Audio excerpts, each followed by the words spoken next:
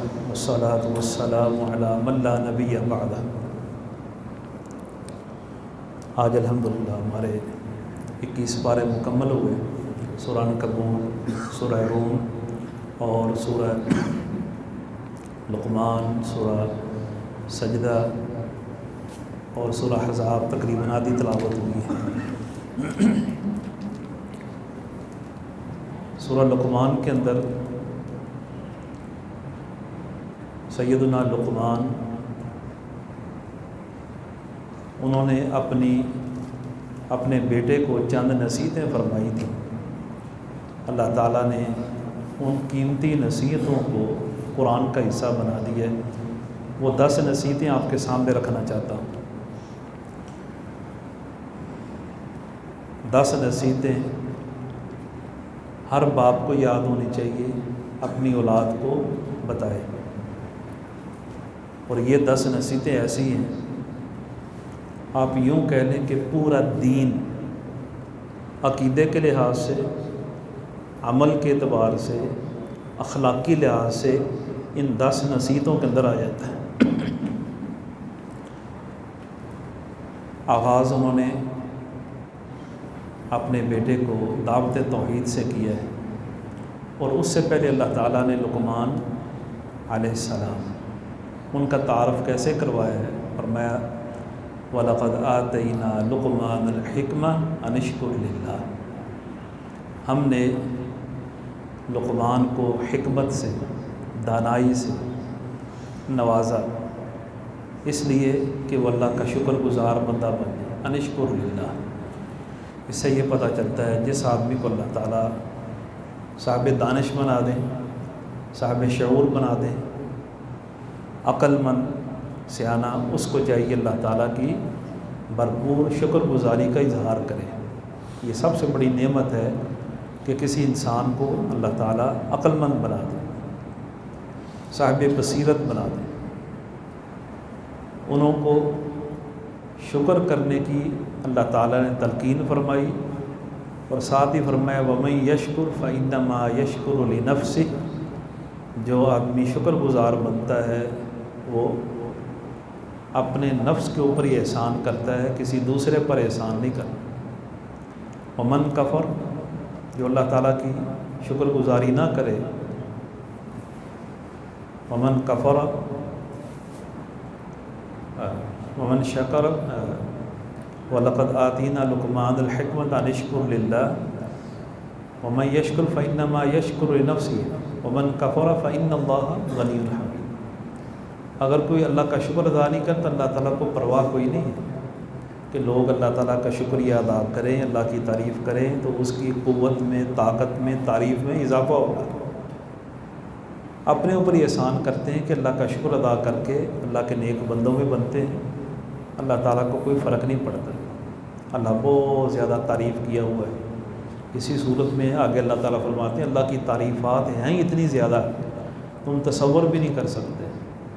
وَلَوْ أَنَّ مَا فِي الْأَرْضِ شَجَرَةٌ أَقْلَامٌ، زمین بھر کے درخت کلمے بن جائیں، وَالْبَحْرُ يَمُدُّ، اور سمندر سیاہی بن جائیں، اور اللہ کی تعریفیں لکھنی شروع ہو جائیں، کلمیں گھس جائیں گی، ختم ہو جائیں گی، سمندر کی سیاہی ختم ہو جائے گی۔ مِن بَعْدِ سَبْعَةُ أَبْحُرٍ مَا نَفِدَتْ کلمات اللہ، 7 مرتبہ یہ عمل دہرایا جائے، 7 مرتبہ درخت کلمے بن جائیں، 7 مرتبہ سمندر کی سیاہی خشک ہو کر پھر وہ لوگوں کے لیے تیار کر دی جائے، انسان، جن، فرشتے سارے مل کر اللہ کی تعریفیں لکھنا شروع کر دیں، گننا شروع کر دیں، فرمایا ما نفدت کلمات اللہ، اللہ کی تعریفیں پھر بھی ختم نہیں ہو سکتی۔ اس لیے بندہ اگر تعریف کرے نہ کرے، اللہ تعالیٰ کو کوئی فرق نہیں پڑتا۔ اگر کرے گا تو اپنے اوپر احسان کرے گا، اللہ تعالیٰ بڑا بے پرواہ اور بہت زیادہ تعریف کیا ہوا ہے۔ تو سیدنا لقمان نے پہلی نصیحت کیا کی؟ فرمایا وَإِذْ قَالَ لُقْمَانُ لِابْنِهِ، اپنے بیٹے کو کہا یا بنیّ لا تشرک باللہ، اے میرے بیٹے اللہ کے ساتھ شرک نہیں کرنا، ان الشرک لظلم عظیم، شرک یہ بہت بڑا ظلم ہے۔ ظلم کس کو کہتے ہیں؟ ناانصافی۔ اور عربی زبان میں ظلم کی تعریف یہ ہے وضع الشیء فی غیر محلی،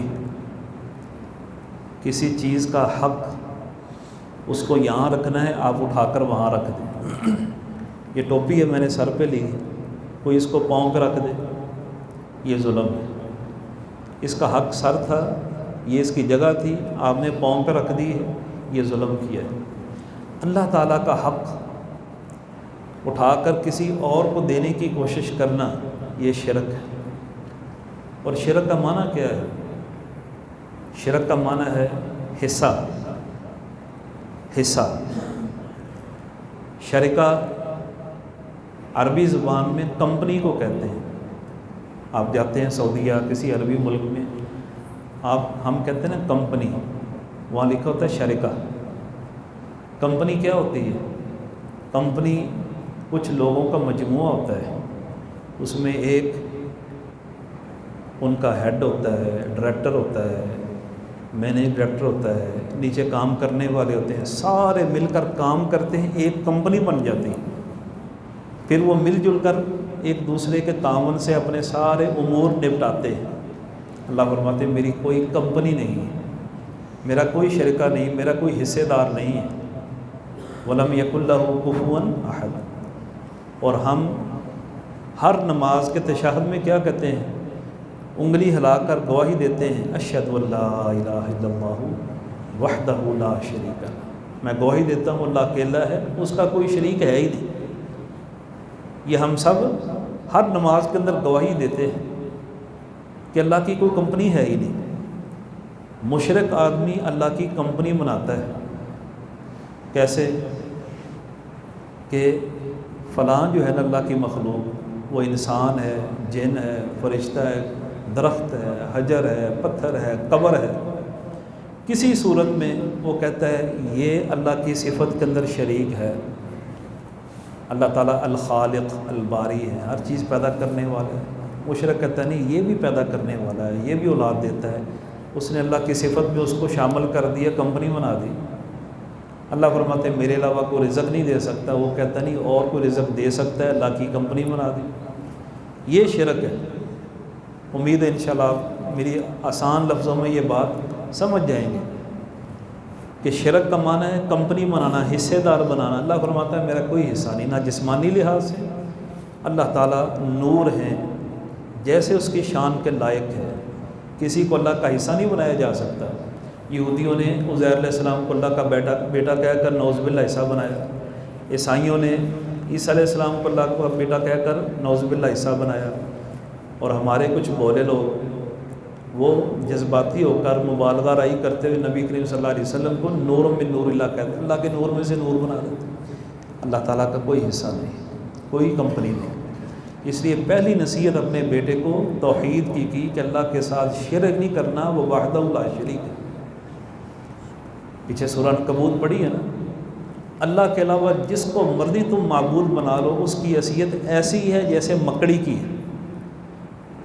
فرمایا مثل الذین اتخذوا من دون اللہ اولیاء کمثل العنکبوت، جن کو تم اللہ کے علاوہ پکارتے ہو ان کی مثال مکڑی کی ہے۔ اتخذت بیتا، مکڑی گھر بناتی ہے، بڑا خوبصورت گھر بناتی ہے۔ کبھی آپ نے اس کو بناتے ہوئے دیکھیں، بڑی ترتیب کے ساتھ اس کے جالے، اس کا آپ ڈیزائن، نقشہ، کاریگری، گرافی، اس کے آپ اصول ضابطے دیکھیں، عقل دنگ رہ جاتی ہے کس طرح وہ باریک دھاگے کھینچ کر خوبصورت گھر بناتی ہے۔ لیکن فرمایا اللہ تعالیٰ نے وَإِنَّ أَوْهَنَ الْبُيُوتِ لَبَيْتُ الْعَنْكَبُوتِ، دنیا میں جتنی بھی مخلوقات گھر بناتی ہیں، درندے پرندے چرندے انسان جن، جو سب سے کمزور ترین جو گھر تیار ہوتا ہے وہ مکڑی کا ہوتا ہے۔ سب سے کمزور، جو ہوا کے ساتھ اڑ جاتا ہے، کوئی ہلکی چیز لگے وہ درم برم ہو جاتا ہے سارا نظام اس کا۔ اور میں جن کو تم میرے علاوہ پکارتے ہو وہ اتنے کمزور ہیں۔ کتنی خوبصورت مثال اللہ نے بیان فرمائی کہ وَإِنَّ أَوْهَنَ الْبُيُوتِ لَبَيْتُ الْعَنْكَبُوتِ، سب سے کمزور گھر وہ مکڑی کا گھر ہوتا ہے، جن کو تم میرے علاوہ پکارتے ہو میرے مقابلے میں وہ اس سے بھی کمزور ہے۔ اس لیے فرمایا ضعف الطالب والمطلوب، کہ چاہنے والے بھی کمزور ہیں، ان کے عقیدے کمزور ہیں، اور جن کو پوجا جا رہا ہے وہ اس سے بھی کمزور ہے، نہ سنتے نہ دیکھتے نہ بولتے نہ جواب دیتے ہیں۔ ما یملکون من قطمیر، کھجور کی گٹھلی کے اوپر باریک سفید رنگ کا چھلکا ہوتا ہے، اس کے بھی مالک نہیں، تم خزانے مانگتے ہو ان سے۔ یہ توحید اللہ نے سمجھائی قرآن کریم کے اندر، اور اپنا بھی تعارف کرایا اسی صورت میں، خلق السماوات بغیر عمد ترونہ، اللہ نے ایک نہیں 7 آسمان پیدا کیے ہیں، کسی آسمان اتنی بڑی یہ چھت ہے، اس کا کوئی کنارہ تلاش نہیں کر سکتا، فرمایا اتنی بڑی چھت کے نیچے ہم نے کوئی پلر نہیں دیا، کوئی تھم ستون نہیں ہے، بغیر عمد، بغیر پلر کے اللہ نے اتنی بڑی چھت بنائی ہے۔ ہم بڑی سے بڑی چھت بنا لیں گے، بڑے بڑے بیم ڈالیں گے، جیسے یہ نیچے پلر کھڑے کریں گے تب جا کر چھت، اللہ تعالیٰ نے ہوا میں چھت کھڑی کر دی، اور اتنی بڑی چھت کہ چیلنج ہے تم اس کا کنارہ تلاش نہیں کر سکتے۔ یہ اللہ کا تعارف ہے، تو اس کا کوئی شریک ہو سکتا ہے، اس کا کوئی سانجھی حصے دار ہو سکتا ہے؟ انسان کتنا کوتاہ نظر ہے، کتنا کم عقل ہے کہ عقل مند ہونے کے باوجود یہ اتنا سطحیت کے اوپر جا کے گر جاتا ہے، نیچے چلے جاتا ہے، اسفل سافلین، کہ اس کو اللہ کی پہچان ہی نہیں۔ اسی اللہ تعالیٰ نے 3 جگہ پر قرآن کریم کے اندر فرمایا وما قدر اللہ حق قدری، لوگوں نے اللہ کی قدر کی نہیں جیسے قدر کرنے کا حق تھا، لوگوں نے حق ادا نہیں کیا۔ انسان حق ادا نہیں کرتا اللہ تعالیٰ کی قدر کرنے کا، تو اس لیے یہ پہلی بات کہ بیٹا شرک نہیں کرنا، شرک ان شرک لظلم عظیم، یہ سب سے بڑا ظلم ہے، یہ پہلی نصیحت آپ نے یاد رکھنی، گنتے جائیں۔ دوسری نصیحت والدین کے متعلق، وہی ترتیب جو اللہ تعالیٰ نے قرآن کریم میں بیان فرمائی، سب سے پہلے اپنا حق، اس کے بعد لوگوں میں سے والدین کا حق، اتنا مقدم فوقیت اور فضیلت عطا کی والدین کو۔ کیا فرمایا؟ وَوَصَّيْنَا الْإِنسَانَ بِوَالِدَيْهِ، ہم نے انسان کو نصیحت کی ہے، کس بات کی؟ کہ والدین کے ساتھ حسن سلوک کرنا ہے۔ جس نے والدین کے ساتھ حسن سلوک نہ کیا، ان کی فرما برداری نہ کی، ان کی اطاعت نہ کی، اللہ تعالیٰ کی مخالفت میں ان کی مخالفت کریں، یہ جواز ہے۔ اس کے علاوہ ان کی فرما برداری کرنی ہے، وہ اگر جان بوجھ کر بھی زیادتی کر لیں برداشت کر لیں، اس کے بھی اجر و ثواب ہے، وگرنہ والدین کبھی جان بوجھ کر زیادتی نہیں کرتے، اپنی اولاد کے اوپر کوئی بات سمجھ نہ آئے، غلطی کے ساتھ تو کوئی زیادتی ہو سکتی، جان بوجھ کے کوئی نہیں کرتا۔ والدین یہ ہمیشہ شفیق، اس سے بڑی محبت کرنے والی ذات انسان کے لیے دنیا میں ہے ہی نہیں۔ اللہ تعالیٰ تو اپنے مقام پر ہے نا، مخلوقات میں سب سے زیادہ شفقت کرنے والے والدین ہوتے ہیں، تو والدین کے ساتھ حسن سلوک، ان کی خدمت، ان کا دنیا کے اندر احترام، ان کی اطاعت، فرما برداری، یہ ضروری ہے۔ ماں اس کو جنت فرمایا اس کے قدموں کے نیچے ہے، باپ جنت کا دروازہ ہے، ان دونوں کی خدمت کرو گے تو جنت ملے گی۔ کتنے بھولے لوگ ہیں، ناسمجھی کی وجہ سے ادھر ادھر بھاگتے ہیں، والدین ان کے زندہ ہوتے ہیں، ان کی خدمت نہیں کرتے، وہ جی ہم نے فلاں پیر پکڑ لیا ہے، فلاں بزرگ پکڑ لیا ہے، فلاں کی ہم نے بیعت کر لی ہے، ان کو جا کر نذرانے دیں گے، ان کے پیٹ بھریں گے، اور ان کو اپنی کمائی ان کے اوپر نچھاور کر دیں گے۔ والدین کو روٹی تک نہیں پوچھتے، پانی بھی نہیں پوچھتے، ان کی خدمت نہیں کرتے۔ والدین انسان کے لیے سب سے بڑی اس دنیا کے اندر دعاؤں کی قبولیت کا ذریعہ ہے۔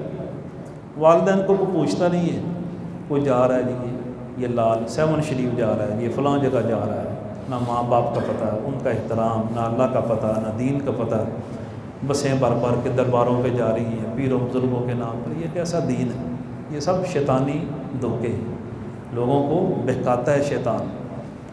سب سے زیادہ اگر آپ چاہتے ہیں اللہ مجھ پر راضی ہو جائے تو شارٹ کٹ آسان رستہ یہ والدین کی خدمت کریں۔ آپ کے لیے دنیا کی ہر نعمت اللہ رب العزت آپ کو دے گا، بغیر مانگے دے گا، والدین کی خدمت کر کے دے گا۔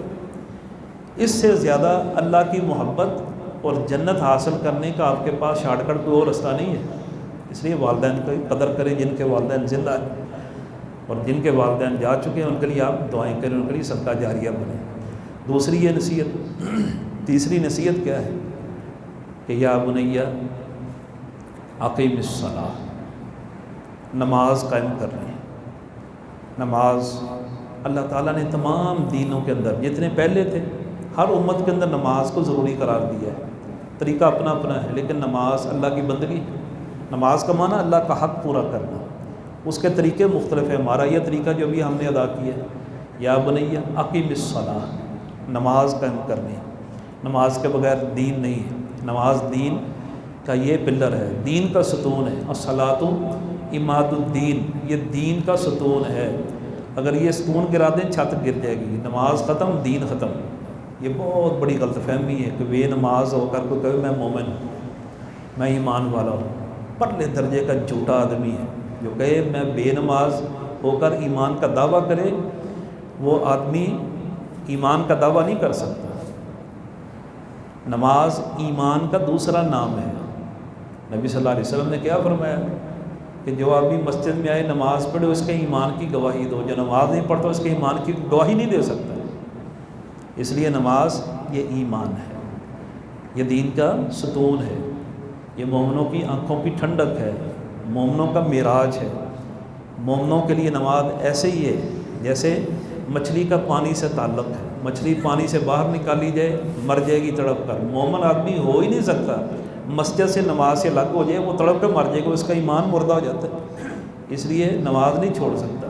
یہ تیسری نصیحت، یا بنیا اقیم الصلاۃ. چوتھی وَأْمُرْ بِالْمَعْرُوفِ، اے بیٹے جب تو نے اللہ کی ذات کو پہچان لی، اللہ کے ساتھ شرک نہیں کیا، والدین کے فرما برداری کر لی، نماز پڑھ رہا ہے، تو اس کے بعد پھر اس عقیدے کو، عمل کو، اس دین کو آگے لوگوں تک پہنچا. وَأْمُرْ بِالْمَعْرُوفِ، یہی اچھی باتیں لوگوں تک پہنچا، ان کو حکم دو. وَأْمُرْ بِالْمَعْرُوفِ. چوتھی وَانْہَ عَنِ الْمُنْکَرِ، پانچویں وَانْہَ عَنِ الْمُنْکَرِ، لوگوں کو بری باتوں سے روکو. روکنا تین طرح ہوتا ہے، ایک زبان سے روکنا، ایک ہاتھ سے روکنا زبان سے، اور تیسرا اتنی بھی ہمت نہیں ہے تو آپ برے لوگوں سے لاگو ہو جائیں، دل میں اس برائی کو برا جانیں. یہ نچلا درجہ ہے ایمان کا. سب سے افضل درجہ اگر آپ کے پاس طاقت ہے اپنے ہاتھ سے برائی کو روکیں. اگر زبان سے روک سکتے ہیں دوسرا درجہ ہے زبان سے روک لیں. اگر یہ بھی نہیں کر سکتے کم از کم تم برے لوگوں سے الگ ہو جاؤ، برائی سے نفرت کرو. 5 چیزیں ہوں گی. اس کے بعد وَاصْبِرْ عَلَىٰ مَا أَصَابَكَ. چھٹی نصیحت کیا ہے کہ یہ وہ راستہ ہے جس کے اوپر صبر کے بغیر تو کامیاب نہیں ہو سکتا. آپ اللہ کی توحید بیان کریں گے، شرک سے روکیں گے، نماز پڑھیں گے، والدین کی فرما برداری کریں گے، اور لوگوں کو جب ان اچھی باتوں کا حکم دیں گے تو لوگ آپ کے اوپر پھولوں کی پتیاں نہیں برسائیں گے. لوگ آپ کو پھر برا بھلا کہیں گے. لوگ آپ کے راستے میں کانٹے بچھائیں گے، پتھر برسائیں گے، گالیاں دیں گے، برے القابات سے آپ کو نوازیں گے. اور یہ ہر پیغمبر کے ساتھ ہوا ہے، ہر نبی کے ساتھ یہ سلوک ہوا ہے. ہم تو یہاں بیٹھ کر سچی بات ہے یہ تبلیغ کر لیتے ہیں. مسجد میں جو لوگ آتے ہیں یہ تو پہلے ماشاءاللہ جو آتے ہیں ہماری بات سننے کے لیے تیار ہوتے ہیں. اصل چیز یہ اگر ہم جا کر برائی کے اڈوں پہ ہم وہاں تبلیغ کریں تو پھر کیا ہوگا؟ لوگ ہمیں گریبان سے پکڑ لیں گے. تو کون ہوتا ہے ہمیں روکنے والا؟ ہم اخباروں میں خبریں پڑھتے ہیں نا کہ فلاں آدمی کو اس کام سے روکنے پر اس نے آگے سے فائر کر دیا، برائی سے روکنے پر اس نے دوسرے کو نقصان پہنچا دیا. اخباروں میں وہ خبریں پڑھتے ہیں. یہ خبر ہوتی ہے کہ برائی سے روکا، اس نے آگے سے حملہ کیا، اس کو یا قتل کر دیا، زخمی کر دیا، اس کے اوپر کوئی نہ کوئی اس نے زیادتی کا کوئی قدم اٹھا لیا. یہ کس چیز کا نتیجہ ہوتا ہے؟ برائی سے روکنے کا. تو انبیاء وہ کھل کر دعوت دیتے ہیں. جہاں بھی کوئی برائی نظر آتی ہے وہاں جا کر نتیجہ کیا؟ ان کو مارے کھانی پڑی، ان کو تکلیفیں برداشت کرنی پڑی. تو اس لیے دین اگر آپ دوسروں تک پہنچانا چاہتے ہیں ان کے گھروں تک جا کر اور ان کی برائیوں کے مرکز تک جا کر، تو پھر وَاصْبِرْ عَلَىٰ مَا أَصَابَكَ، صبر کے ساتھ یہ کام کرنا پڑے گا. نبی کریم صلی اللہ علیہ وسلم کو بھی جو سب سے پہلی تبلیغی آیات نازل ہوئی آپ کے اوپر، کیا فرمایا اللہ تعالیٰ نے؟ یا ایھا المدثر قم فانذر وربک فکبر وثیابک فطہر والرجز فہجر ولا تمنن تستکثر ولربک فاصبر. اے نبی کریم صلی اللہ علیہ وسلم اب آپ کا کام بڑا مشکل ہے، لوگوں کو تبلیغ کرنی، ان کو ڈرانا ہے، لیکن یاد رکھو ولی ربی کا فصبر، اگر کامیابی چاہتے تو اللہ کی رضا کے لیے صبر کرنا پڑے گا، اگر صبر نہ کیا تو آپ اپنے مشن میں کامیاب نہیں ہو سکتے۔ اس لیے یہ اگلی نصیحت لقمان کی اپنے بیٹے کے نام کہ وَاصْبِرْ عَلَىٰ مَا أَصَابَكَ، جو بھی تجھے تکلیف ہے اس کے اوپر تو نے صبر کا مظاہرہ کرنا ہے۔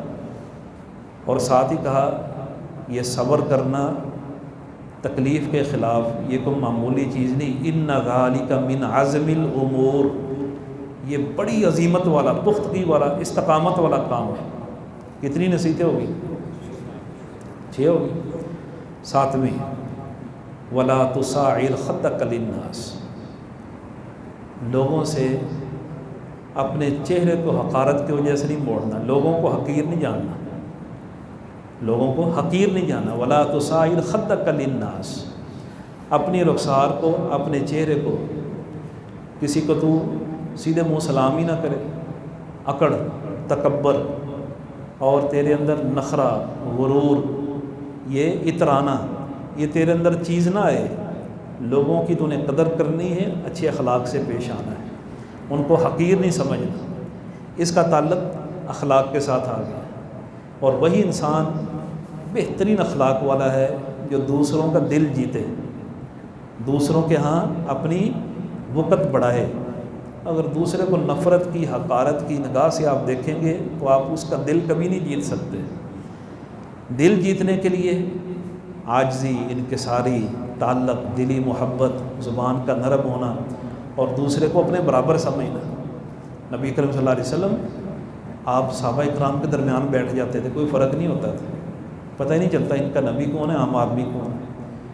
آپ ان کے ساتھ بیٹھ کے کھانا کھاتے، اسی طرح کہ آپ چیزیں استعمال کرتے جیسے صحابہ کرام ہیں، ان کو پہلے کھلاتے بعد میں خود کھاتے۔ یہ حقیقی لیڈر کی نشانیاں ہیں۔ اگر ہمارے لیڈروں کے اندر یہ باتیں آ جائیں، قوم ان کے اوپر جانیں نشاور کرنے کے لیے تیار ہو جائیں۔ ہمارے لیڈروں کو دیکھتے لوگ کیا کہتے ہیں، ہماری عادت کیا ہے، گالیاں دیتے ہیں، گالیاں دیتے ہیں کہ یہ برا ہے، یہ فلاں ہے، فلاں ہے، چاہے وہ اس کی پارٹی کا لوگ ہے، لوگوں کے سامنے کوئی اس کی اچھائی تعریف کرتا ہی نہیں، برے بول ہی بولتا ہے۔ اور قوم تب ایک قوم بنتی جب ان کے لیڈر اچھے اور قوم کے اندر یکجہتی ہو، اپنے لیڈر کی تعریف کرنے والی ہو، وہ قوم ہوتی ہے، پھر اس کا کوئی مقابلہ نہیں کر سکتی دنیا کی قوم۔